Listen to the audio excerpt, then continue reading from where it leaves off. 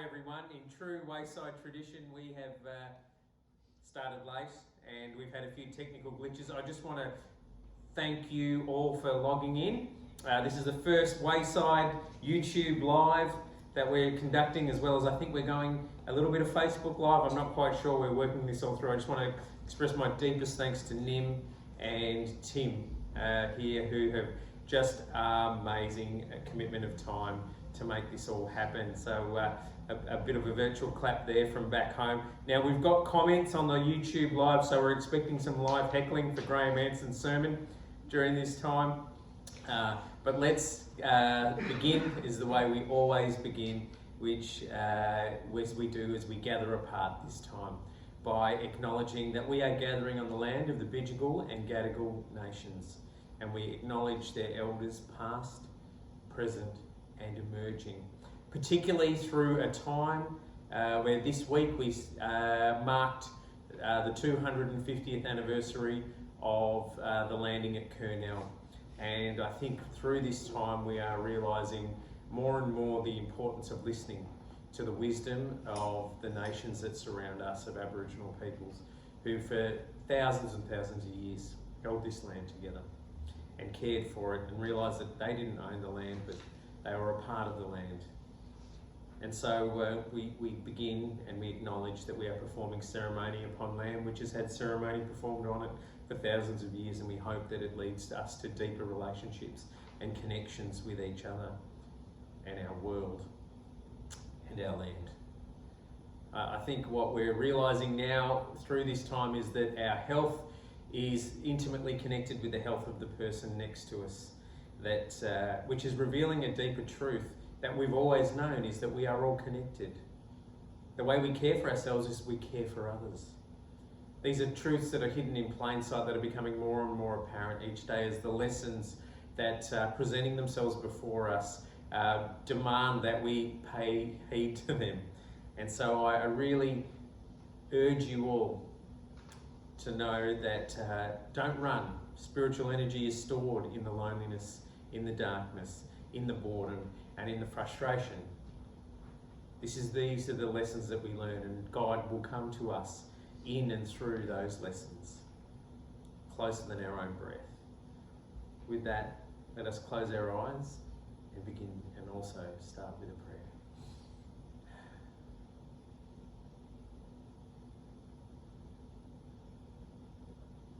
I just want you to breathe in through your nose and out through your mouth as I say this prayer. Be still and know that I am God. Be still and know that I am. Be still and know. Be.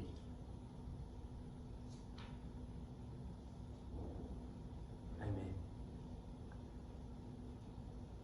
Right, Emma, we're going to have some songs, and now hopefully the words will also come up through there as we sing, and let's sing together. I'm going to do what I do subtly every week, which is move the microphone a little bit lower while the singing's on. All right, lead us away, Emma. Hi everybody. It's been great this week. It's winter, so I got to get out my winter coat, which is the most exciting time of the year for me, because I love coats. Okay. We're going to start off with Make You Feel My Love.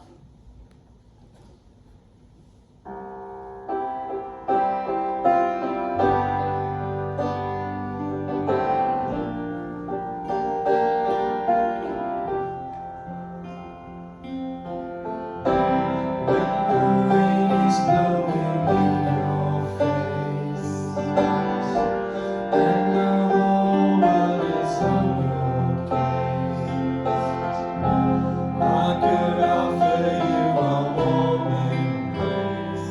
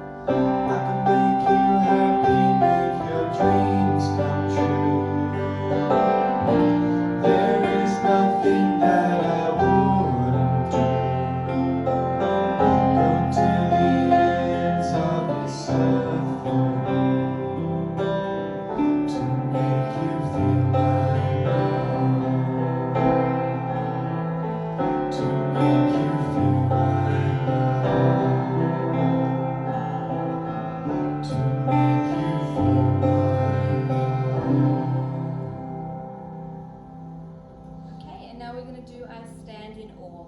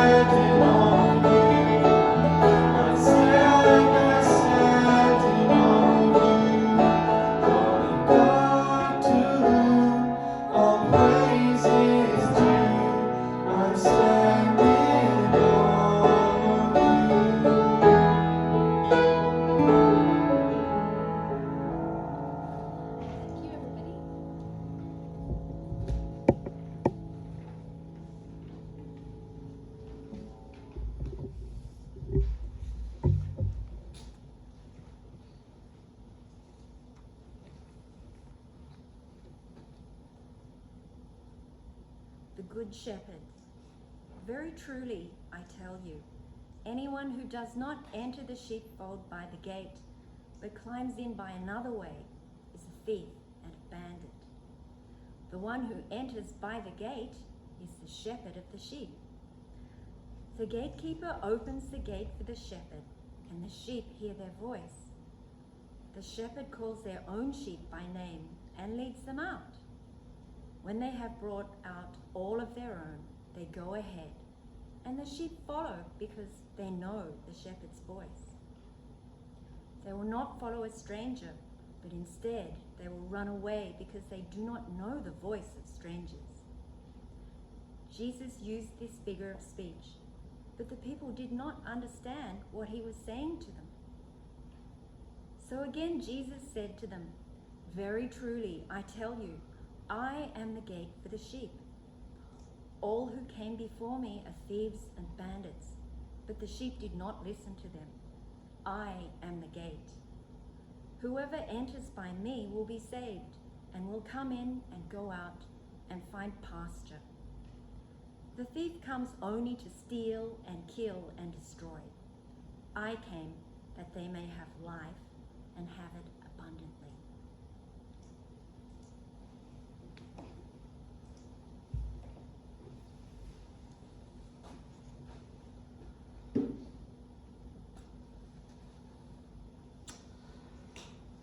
Just going to Thank you, John, for telling people to heckle me. I can see one there that says something like, was that good face for radio, I think? Thank you. Let's face it, nobody likes to be called a sheep. It's an insult. When someone calls you a sheep these days, it's an insult. You'll see it online quite regularly when people are arguing. There'll be this line that says you're just part of the sheeple. You know, you're just a sheep. You're just one of those sort of people who are foolish, you're following blindly, you're not scrutinising any of the known knowledge and the truth. You're not following the reality as I know it. You're easily led. You're sheep. Now, I've spent some time on a sheep station in my teenage years, and I would say it's very easy to conclude that sheep are stupid. If there's an animal on the yard that knows how to get itself injured or stuck or killed in the strangest of ways, it's a sheep. I've seen them stuck in fences, stuck in cattle grids, stuck in mud, stuck in bramble. You've seen carcasses that are in the strangest of places. So it would be really easy to conclude that sheep are stupid. And in that kind of setting, in a sheep station setting, where sheep are basically commodity, where you're farming them for their wool or for their meat or for their milk or for their ability to produce other sheep, when you've got 3,000 sheep on your farm, if you lose one, so what? You'll produce more. I want to tell you another story about sheep. I have a brother who's got a property down on the south coast. And it's about 5 acres, and the property regularly needs mowing, and he sort of gave up on the idea of mowing the property, and instead of mowing, he started buying sheep to eat the grass. And he started buying yearling lambs. And he got these yearling lambs on his property, about 2 or 3 at a time, and he gave them names. So the first lamb he called Chops. I'm glad someone in the room got the joke. Yeah, the next one he called Stew. The one after that was called Curry. I think there might have been a Stroganoff in there somewhere. At one point I offered him another name for one of the lambs, and the lamb did get this name. The lamb was called Begini. I thought that was pretty clever. I'm pretty proud of myself with that one. So he's got these lambs, and they each have a name. And the thing is that these lambs got to know his voice. And so whenever he'd been out and goes out and comes back to the property, when he gets back inside, he'll call them by name. And they come and they know their names and they know where they belong. They come and they'll follow him around the property. The thing is too, that those lambs, those sheep, know his voice, and they know the voices and follow the voices of his kids. But when I turn up and call them by name, they don't listen, they don't follow, they're just sheep to me, you know. And that, I don't mind. I like that picture of being a sheep. I don't mind being called a sheep in that kind of story. I don't mind the idea of listening for hearing my owner's voice. In these times, in our times, it can be a little hard to hear or distinguish the voice of God or the voice of Jesus. Sometimes it's really hard to know where that voice is. Because there are a whole lot of voices at the moment. Well, not just at the moment, in our time, there's a whole lot of voices all trying to tell you this is the right way, this is the best way, this is how to live your best life. It's almost like a cacophony of voices. It's very much like a collective monologue. They're not kind of joined in with each other. They've got one picture of life, and that's what they're yelling at us. And they're trying to draw us or call us into what they see as what these voices might see as they're full of promise. Sometimes those voices are full of admonishment about you being blind to a particular reality. But there are a whole lot of voices. And sometimes it's just like white noise. I find this. It's not just my tinnitus. There's a whole lot of noise out there, and it's hard sometimes to hear it, to hear the voice to follow. You know, we live in a world that idolizes wealth and money, greed and luxury It idolises attractiveness, it puts it on a pedestal, it idolises the use of violence in the face of conflict, it idolises burning somebody and putting them down, it idolises opinion, it idolises a personal truth over a collective truth, it idolises popularity for popularity's sake, it kind of idolises physical and sporting ability, and then it normalises these things as the way to measure others. Many a time you'll find yourself listening to a voice that's treating you as if you're a consumer or a client or a competitor. And whenever those voices are at you, you're always going to be devalued. In the midst of all that is this other small voice. It's inviting you. It's inviting me. It's calling us. And it's drawing us into this place of abundant life. Living life to the full is another way that that's translated. It's life that's purposeful and meaningful, that's inherently about belonging, as it is about much more than it is about you personally. It's not found, this sense of abundant life isn't found through the sole purpose of you becoming a better you for your sake.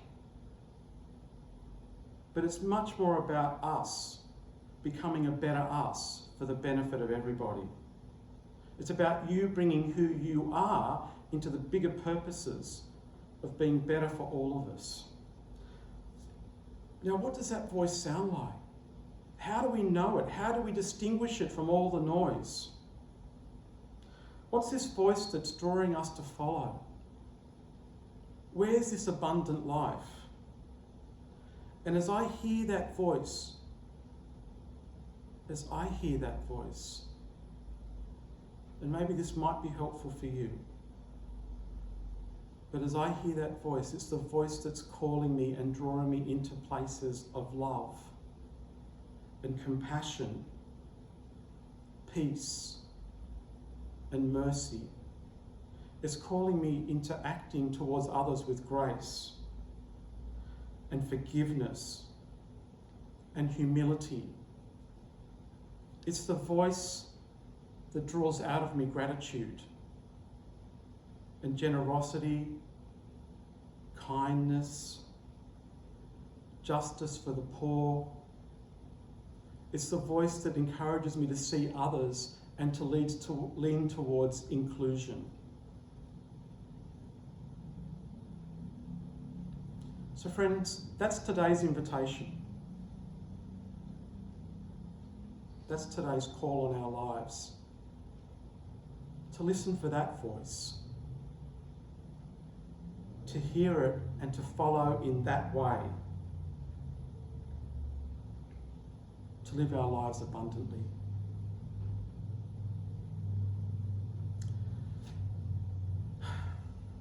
Friends, thank you for being with us today. We really appreciated your presence, and we hope that something that you've been able to be part of or to experience or to share with us has been a blessing in your lives for this week. So what's left for me to do now is to send you with a blessing and a commissioning. So friends, go forth in peace. Be of good courage. Hold fast to that which is good. Render to no one evil for evil. Honour all people. Strengthen the faint-hearted. Help the afflicted. Support the weak. Love and serve the Lord, rejoicing in the power of the Holy Spirit. Amen. Thank you.